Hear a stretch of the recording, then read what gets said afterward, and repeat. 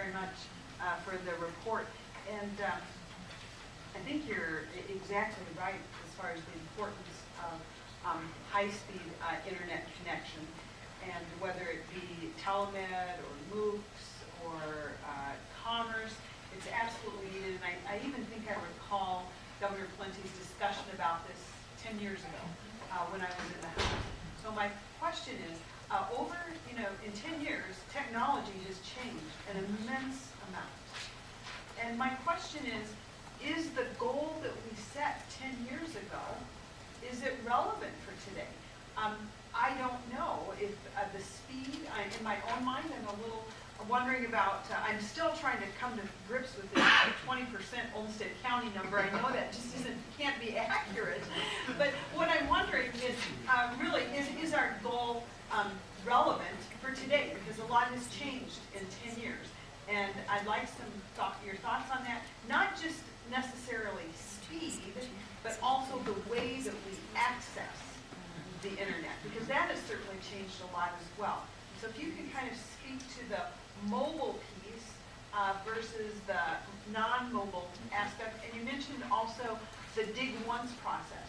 Are we always going to be digging lines to get broadband? I'm thinking things may change, and where most of our internet service might not come through a line in the ground. So can you kind of address the relevancy of our goal, our 10-year-old goal? I'll try to do that. Mr. Chairman and Senator Nelson, this is often a source of debate. And in the start of the task force, this is something that it is easy to spend a lot of time on, which is debating the goal, right? But in some ways, one of the things that the task force felt its job was to do after a good, healthy debate after a couple of meetings was that this is the goal in state statute. And so we need to measure against that goal. We really have no choice but to measure against the goal. Now, it's certainly up to all of you if you would think there would be a change needed to that goal. What I will say, when Mr. Hoffman had the slide up of the lower speeds and that very low speed that he was talking to Senator Schmidt about, there are many people in the task force that feel we should not even say that's high speed or broadband. So if we had a contention in the task force, I think it would be that that speed is way too low to even be considered high speed anymore in terms of what else is available out there. We didn't spend time wrestling with the question of whether the speed should be changed. We did talk a little bit about the need for measuring satisfaction. You saw that Mr. Hoffman with Connect Minnesota went down that route because we think there's a balance here. There's a balance between are people happy doing they're doing online today versus a set in statute speed goal. But I will tell you this. My niece, who lives close to Senator Kunin's district, has two little girls. They're delightful. Riley and Mallory, and they're so cute. And her grandparents, who live near Mankato, just love to get pictures of them, my brother and sister-in-law. But it's okay when you're sending the pictures out. But if you're trying to download those pictures on the service that they have, wow, that can take all night long to download those pictures. So I guess that's a question about, what can you do what you need to do on the speeds that are defined here. One area of cleanup may be this area where Connect Minnesota is measuring at 6, and in the state statute we say 5.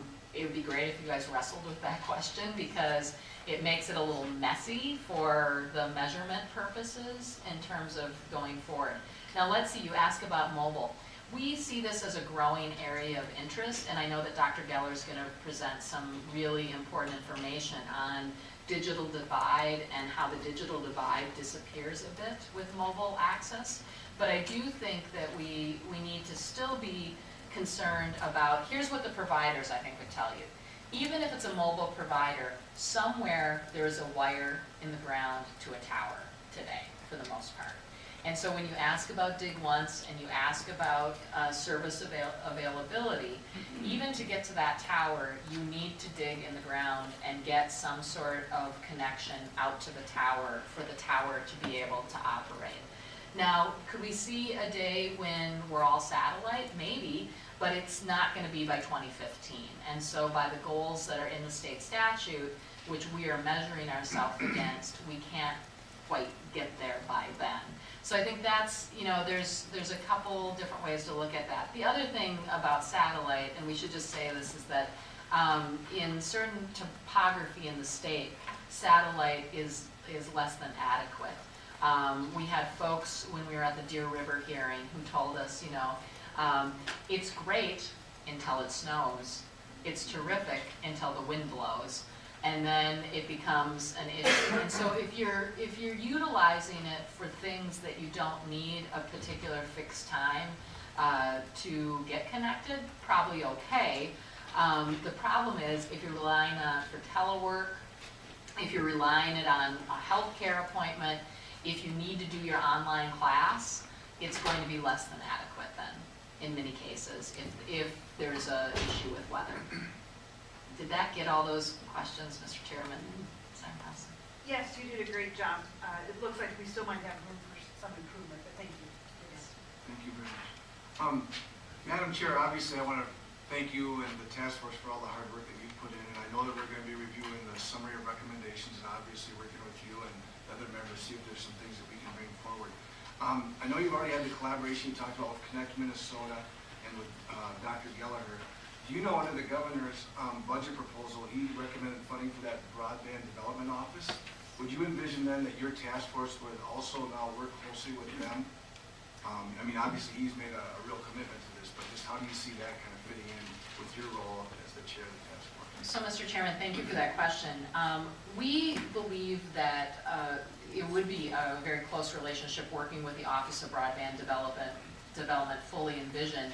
The other part of it is our task force has talked about and debated a little bit about the structure for future task force. As I mentioned, we're the third governor's task force. It means the governor appoints, and you know, obviously I'm going to say the governor did a very good job here. We have a good task force. It balances out interests. But having been the former Speaker of the House, I also know to move policy forward, it's important to have the input of the legislature as well.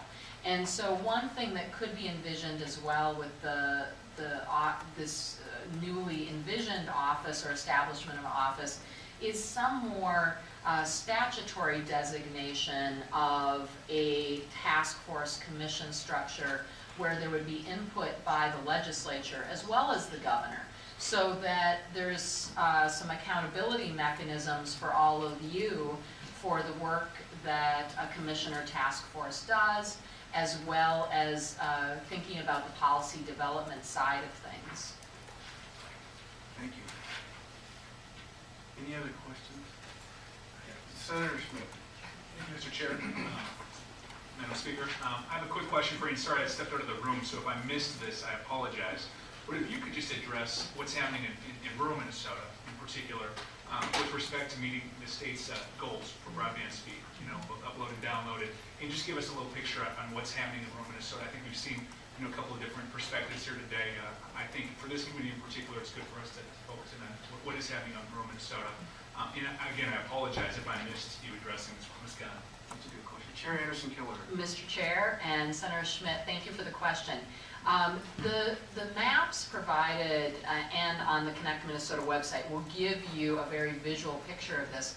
But what I can say is that for the most part, rural Minnesota does lag behind the 7-county metro area in terms of access. In some cases, not nearly as far behind as some might think, because in places where there are regional centers, where there are major economic drivers, there's actually more availability and the speeds are going up, and so that's quite good.